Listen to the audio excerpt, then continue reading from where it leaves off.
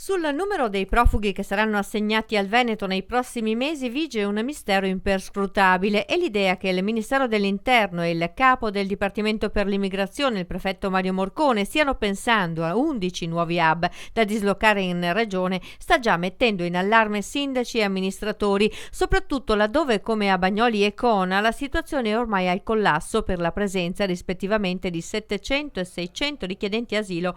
Un numero che il ministro Alfano aveva promesso sarebbe stato alleggerito di molto, ma solo a patto di trovare nuove sedi dove trasferire i migranti. A questo punto però sono tutti scontenti perché a Bagnoli e a Cona nulla è cambiato, mentre altri amministratori oggi alzano le antenne, soprattutto laddove sorgono basi militari dismesse. In queste ore le voci si assommano intorno all'ex base missilistica di Ceneselli a Rovigo, attenzionata, stando a fonti di stampa, dallo stesso prefetto Morcone, che avrebbe chiesto al prefetto di Rovigo di predisporre un sopralluogo per verificarne lo stato. Probabilmente desolante, visto che la base di Zelo, che si trova appunto a ridosso di Ceneselli, è chiusa dal 1990, 26 anni in cui potrebbe essere accaduto di tutto, ovviamente, e in cui per la verità si è almeno detto di tutto, visto che periodicamente la base è stata chiamata in causa come possibile e fantomatico CIE, ovvero centro di identificazione ed espulsione. Nel frattempo i CIE sono stati tutti chiusi.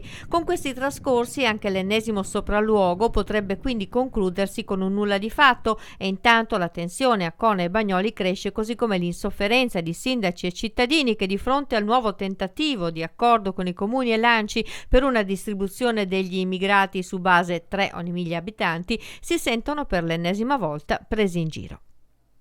Buona la trovata del sindaco di Bagnoli, Roberto Milan, che invita il ministro a considerare che 700 immigrati su un paese di 6.000 abitanti alzano del 20% la percentuale della popolazione residente e di conseguenza cambia anche la determinazione dei contributi che vanno assegnati ai comuni, che si determinano proprio sulla base del numero degli abitanti.